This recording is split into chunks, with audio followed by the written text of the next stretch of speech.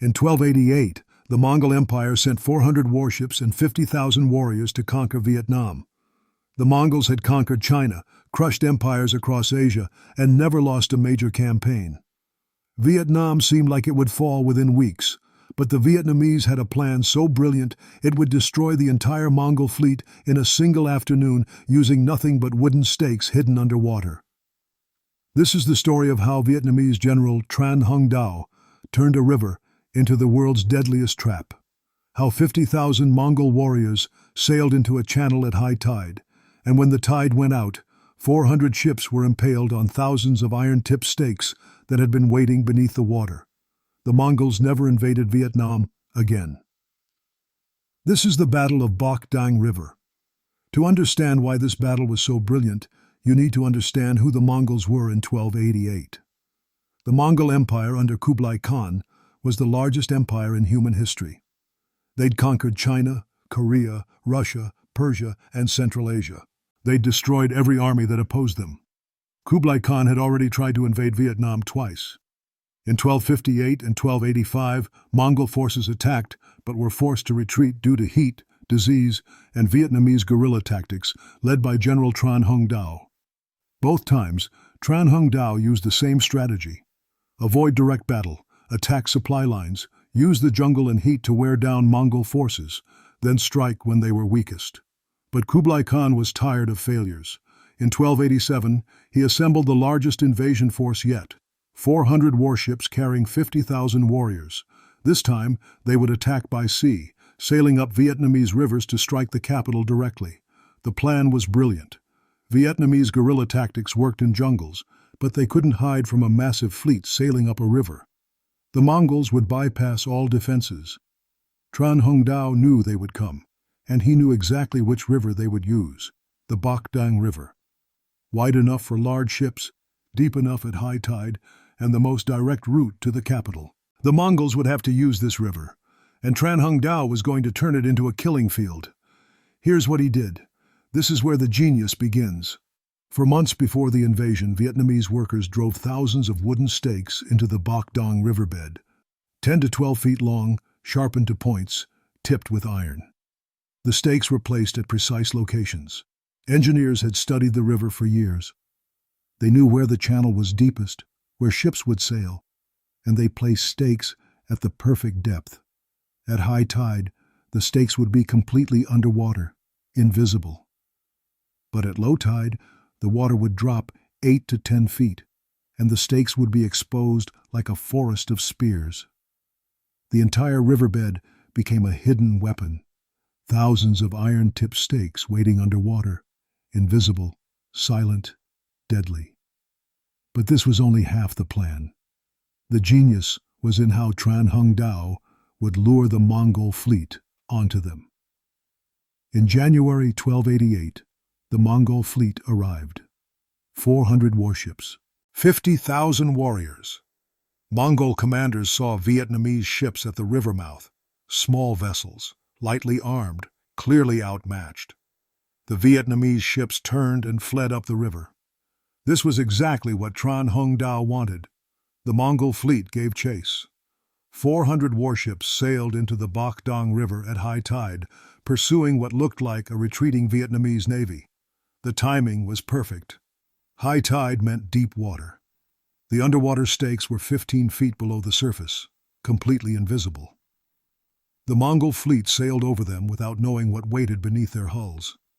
The Vietnamese ships stayed just ahead, leading the Mongols deeper into the river. The Mongols thought they were winning. They thought victory was hours away. But Tran Hung Dao was watching the tide. Vietnamese vessels were small and shallow, needing only 3 to 4 feet of water. Mongol warships were large and heavy, needing 8 to 10 feet. As the fleet sailed deeper, the tide began to turn. The water level started dropping. Vietnamese ships could still maneuver. Mongol ships began to slow as the riverbed came closer to their hulls. Then the first Mongol ship hit a stake. The impact punched a hole through the bottom. Water rushed in. The ship began sinking immediately. Then another ship hit the stakes. Then another. Then 10 more. Then dozens. The Mongol fleet was trapped.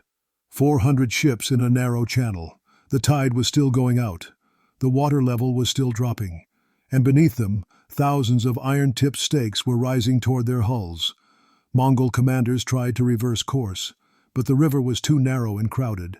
Ships collided trying to turn around. The current was against them. The tide was still falling. Within an hour, the entire Mongol fleet was impaled on the stakes. Ships couldn't move without tearing open their hulls. The falling tide left vessels sitting directly on the spikes. Wooden hulls cracked and split. Water poured in. Ships began sinking. 50,000 Mongol warriors were trapped on sinking ships. That's when Tran Hung Dao attacked. Vietnamese forces had been waiting in the jungle on both sides. Small boats, archers, infantry. Now they struck from all sides. Archers fired into the trapped fleet. Small boats rammed burning vessels into Mongol ships. Infantry attacked any Mongols who made it to shore. The Mongols couldn't fight back. Their ships couldn't maneuver. They were sitting targets. Warriors who jumped into the water either drowned or were killed by Vietnamese soldiers on the riverbanks. The battle lasted 6 hours. By the end, the entire Mongol fleet was destroyed. 400 ships sunk or burning, 50,000 warriors dead or captured. The few survivors fled back to China in small boats. The most devastating naval defeat the Mongol Empire ever suffered. All because one Vietnamese general understood his river better than the invaders did.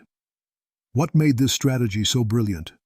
First, he used geography as a weapon. The river wasn't just a battlefield, it was a trap. Tran Hung Dao studied tides, measured depths, calculated ship routes, and turned the river itself into a weapon. Second, he exploited Mongol overconfidence. The Mongols had conquered everyone. They saw fleeing Vietnamese ships and assumed panic. They never considered a trap. Their arrogance made them sail directly onto the stakes. Third, he used invisible weapons. The underwater stakes couldn't be seen or countered. The Mongols had no way to detect them, avoid them, or react once the trap was sprung. Fourth, he controlled timing perfectly. The plan depended on the fleet entering at high tide and being trapped when the tide went out. Tran Hung Dao had to lure them in at exactly the right moment. Fifth, he weaponized the environment. Heat, jungle, disease, and now tides. Tran Hung Dao understood that Vietnam's environment was as deadly to invaders as any army. This wasn't the first time this tactic worked. In 938 CE, Vietnamese General Ngo Quyen used the exact same strategy at the same river to defeat a Chinese invasion fleet. Underwater stakes, lured fleet, high tide trap, destruction at low tide. Tran Hung Dao studied that battle and recreated it 350 years later. He proved some tactics work across centuries. The stakes were recovered decades later. Archaeologists have found remnants. Historical records describe them in detail. The physical evidence is still there, in the Bach Dang River mud. After this battle, Kublai Khan never attempted to invade Vietnam again. The Mongol Empire, which conquered China, Korea, Persia, Russia, was stopped by wooden stakes in a Vietnamese river. Vietnam remained independent for 500 more years. While Mongols ruled China, Vietnam kept its freedom because one general understood that tactical brilliance beats superior numbers. Modern military strategists study Bach Dang River as perfect asymmetric warfare. It appears in military academy textbooks alongside Thermopylae and Cannae. The lessons are clear. Geography matters more than troop numbers. Patience defeats aggression. Knowledge of local terrain beats foreign military power. Sometimes the best weapon isn't a sword, it's a river, and perfect timing. The Vietnamese used this same strategy centuries later against the French and Americans. Different weapons, same principle. Use terrain knowledge, make the environment your weapon, exhaust invaders, then strike when vulnerable. Tran Hung Dao didn't just win a battle. He established a template for Vietnamese resistance that would work for 700 years, 400 ships, 50,000 warriors, one river, thousands of wooden stakes, perfect timing. That's all it took to defeat the Mongol Empire. The Mongols conquered half the world but couldn't conquer Vietnam. Not because Vietnamese armies were stronger, but because Vietnamese generals were smarter. They turned geography into a weapon. They turned patience into strategy. And they turned a river into history's deadliest trap. The Battle of Bach Dang River proves that the most powerful weapon isn't always the biggest army or best technology. Sometimes it's just knowing your home better than your enemy does, and being willing to wait underwater for them. If you want more brilliant tactical victories where geography became the ultimate weapon, hit subscribe.